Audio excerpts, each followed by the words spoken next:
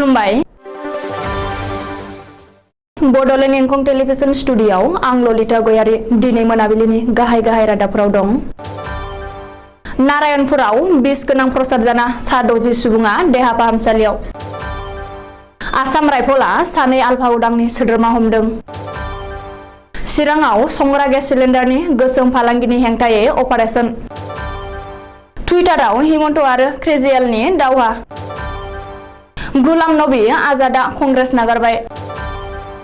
जवाहर नवोदया विद्यालय अदालगुरियाव थामथि रावारि बर' रावा गोमालांनो थांगासिनो। दिल्लीयाव गिबि मन्त्रि अरविन्द केजरीवालआ गं 97 गोदान ई-बास लन्च खालामदों। सीएम प्रमद बर'आ तामुलपुराव माइ आबाद दिहुनथाय आरो बायथुमनायनि बागै मेल खुंदों। बाक्सानि बिरेना लजआव भारतीय साहा मजदुर संघनि खौरां मेल। दानिया फैदो आबुं रादाबाव।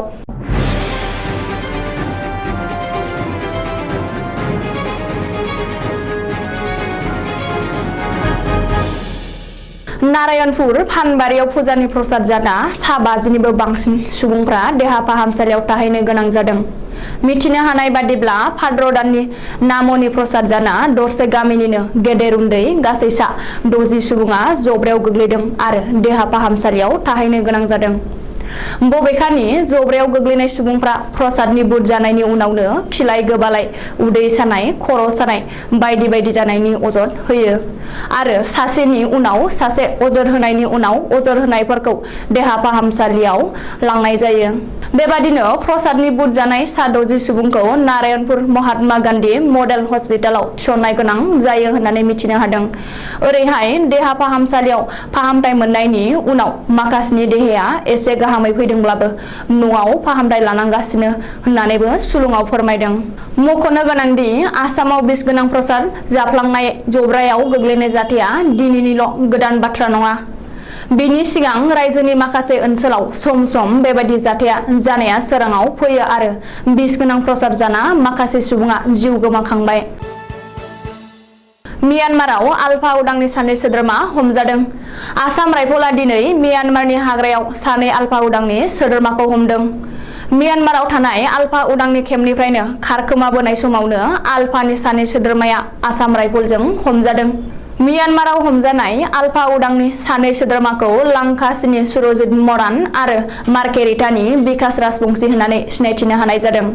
मिथिनो हानाय बायदिब्ला म्यानमाराव थानाय आलफा उदांनि केम्पनिफ्राय खारखोमाबोनाय अरुणाचल प्रदेशनि निगु ओनसोलथिं भारत हादरनि सिमनायाव हाबफैनाय समावनो आसाम राइफलनि टीमआ सुरजित मरान आरो बिकास राजबंशीखौ हमदों। बबेखानि आलफानि सानैबो सोद्रोमाया आसाम राइफलनि जिमायाव आरो केम्पआवनो दं होननानै खौरां मोनदों। रिपर्ट बादिब्ला फरेस्ट बरुवा दैदेननाय आलफा उदांनि सा 6 सोद्रोमाफोरा भारतआव फैफिननो थाखाय म्यानमाराव थानाय केम्पनिफ्राय खारखोमाबोदों। बिनिनो साब्रैया नेशनेल स'सियेलिस्ट अफ नागालेण्ड सुंद'यै NSCN जों हमजानाय बिसोरनि आखायावनो दं होननानै सन्देह खालामनाय जादों। चिरां जिल्लानि थालिगावआव संग्रा गेस सिलिन्डारनि गोसोम फालांगिनि हेंथायै फुड एन्ड सिभिल साप्लाइ बिफाना अपारेशन खालामदों।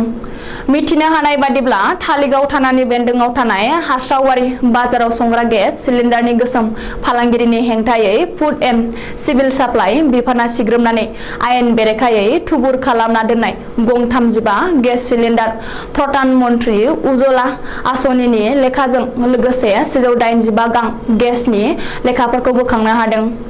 मोनसे सर्ट सुलुंखौ बिथा खालामनानै फुड एन्ड सिभिल साप्लाइ बिफाना हास्रावबारि बाजाराव सिग्रोमदोंमोन।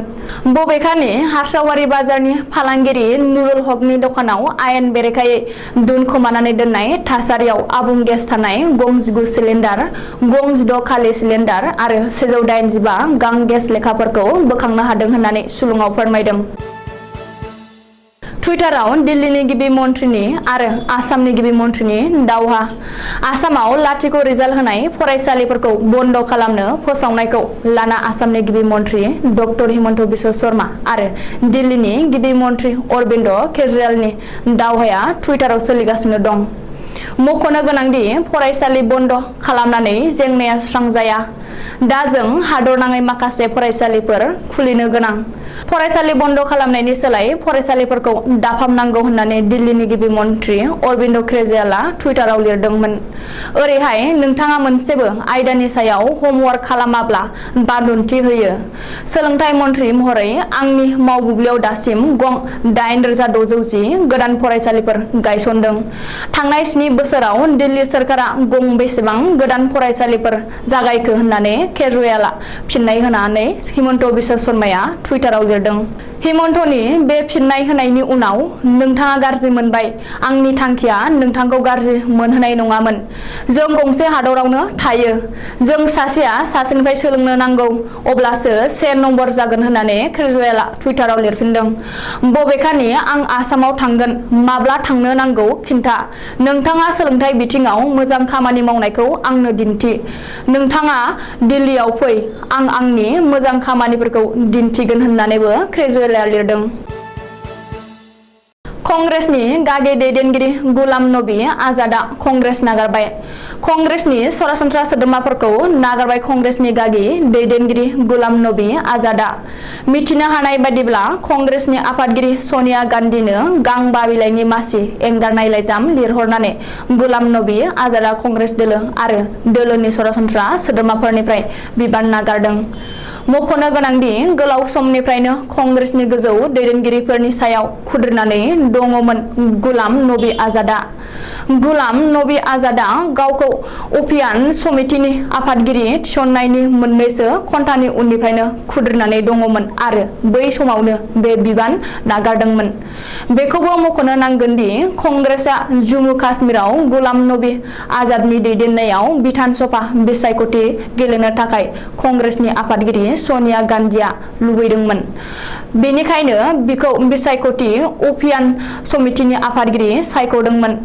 नाथाय गुलाम नबी आजादआ बे बिबानखौ मोननायनि मोननैसो घन्टानि उनावनो बिबान नागारफिनो। बेनि उननिफ्रायनो गुलाम नबी आजादखौ लाना राजखान्थियारि थाखोआव गोख्रों सावरायनाय सोलिदोंमोन। जाय समाव बर' रावा भारत संबिजिरनि 8थि फारियाव जायगा मोननानै दं, दिनै बे बर' रावानो JNP अदालगुरियाव गोमानो थांगासिनो। थाखो 10 आव फरायनाय फरायसाफोरा CBSE आनजादाव आयदा हिसाबै आनजाद होनो हायो। नवोदया बिद्यालय 3थि रावारि खान्थिखौ आजावनाय जायो। हिन्दी, इंराजि आरो रिजनेल राव। जोंनि बड'लेण्डआव गंब्रै JNP दं।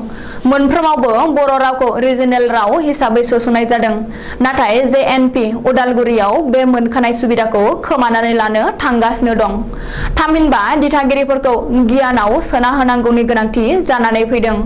थाखो 10 नि फाइनाल आनजाद होनो थाखाय बे रावखौ थाखो 9 आवबो फरायनाय जायोबोलानो होनो हायो। बिनि थाखाय आलादायै CBSE निफ्राय जेबो आर'जलाइ नांलाया। एरैनो आयदा एबा साबजेक्ट एल'केसनाव सोफाहरबानो जायो। नाथाय बेखौ फरायसालिनि सामलायगिरि एबा गोरायुंआ गोनो गोथो खालामगासिनो दं होननानैबो मिथिनो मोन्दों। फारसेथिंजाय साबजेक्ट एल'केसननि रेजिस्ट्रेसनाव 31 आगस्ट 2022 आवनो जोबथा अक्ट'। बेनिखायनो माबारै एबा थाबैनो बे हाबाखौ मावफुंनो थाखाय एबा बेनि दाथायारि राहा लानांगौनि गोनांथि जादों। बे हाबाखौ मावफुंनोब्ला अदालगुरि जिल्लानि बर' इन्टेलेक्सुएल एबा समाजारि आफाद एबसु एबा बर' थुनलाइ आफादा अदालगुरि JNP नि गोरायुंजों रायज्लायनानै रोखा खालामनो हायो आरो फरायसाफोरनि गार्जेन एबा दिथागिरिफोरनोबो रोखायै मिथिहोनांगौनि गोनांथि दङ। नङाब्ला मोनखानाय बर' रावनि एल'केसनआ गोमालांफिननोबो हागौ। आथिखालाव जाफुंसार गिबि मन्थ्रि होनोब्ला दिल्लीनि गिबि मन्थ्रि अरबिन्द केजरीवालआ सासे। आम आदमी पार्टीनि सुप्रिम अरबिन्द केजरीवालआ आथिखालाव मोनसेनि उनाव गुबुन मोनसे जाफुंसार मावथांखिफोरखौ जाफुंहोदों। बुधबारखालि दिल्लीनि गिबि मन्थ्रि अरबिन्द केजरीवालआ DTCनि गं 97 गोदान ई-बासखौ लन्च खालामदों। मख'नो गोनांदि दिल्ली सरकारा बिनि सिगाङाव गं 150 ई-बासखौ फ्लेग अफ खालामखांबाय। फैगौ सेप्तेम्बर दानहालागै दिल्लीनि राजा लामायाव गासै गं 300 ई-बासखौ खारहोगोन होननानैबो गिबि मन्थ्रि अरबिन्द केजरीवालआ खौरांगिरिनि सिगाङाव मिथिहोदों। दिल्ली ट्रेन्सपर्ट कर्परेसना फोरमायनाय बादिब्ला आथिखालाव गं 3670 बास दं आरो बेनिनो गं 3033 बासआ लामायाव खारगासिनो। फैगौ समाव गं 2000 ई-बासखौ दिल्ली ट्रेन्सपर्ट कर्परेसना आजावगोन होननानै सुलुङाव फोरमायबावदों। मख'नो गोनांदि ई-बासआ जेबो साउन्ड एबा उखुन्दैनि जेबो गुबुंले खालामा। बेखायनो दिल्ली सोरखारा बेखौ मिरु सोरखारनि FAME स्किमनि जोहै ई-बासखौ बायदों आरो राजा लामायाव खारहोनो लादों। बिटिआरनि CM प्रमद बर'आ तामुलपुराव माइ आबाद दिहुनथाय आरो बेखौ बायथुमनानै दोनथुमनांगौनि थाखाय माखासे बिफानारि मावख'गिरि आरो EMफोरखौ लानानै मोनसे गोनांथार मेल खुंदों। बे मेलनि गुबै थांखिया जादों बिटिआर ओनसोलाव गासै 11 लाख मेट्रिक टन माइ आबाद दिहुनजायो आरो बेनिनो गासै 2 लाख मेट्रिक टनखौ थांनाय बोसोराव आबादारिफोरा कुइन्टेलफायाव 2040 रांनि सोरखारनि रेटआव फाननो हादोंमोन। नाथाय बेनि थाखाय मोनफ्रोमबो जिल्लायाव गंफा गुदाम नांगोन आरो बे गुदामा खमैबो 25,000 बर्ग फुट जानांगोन। बेनि थाखाय बिटिआर सोरखारा साखाफारा जानांगोन होननानै माखासे मावख'गिरि आरो EMफोरखौ लानानै मेलाव सावरायनाय जादों होननानै मिथिहोदों। बे सावरायमेलाव बिफामारि मावख'गिरि प्रफुल्ल कुमार सयकिया, जयन्त मजिन्दर बरुवा, दिगन्त दास आरो बिटिसिनि EM रेवरेवा नार्जारी, राकेश ब्रह्म, धर्म नारायण दास आरो रनेन्द्र नार्जारीजों लोगोसे तामुलपुरनि MLA जलेन दैमारिमोनहा बाहागो लादोंमोन। बाक्सा जिल्लानि सालबारि महकुमानि बेन्दोंआव थानाय माहारियारि मानास हाग्रामानि साखाथियाव थानाय बिरेना लजआव फातेमाबाद साहा बागान प्राइमारि कमिटिनि बानजायनायाव खौरां मेल लानाय जादों। दिनै मोनाबिलिनि रादाबा एसेनोसै। गोजोन्थों।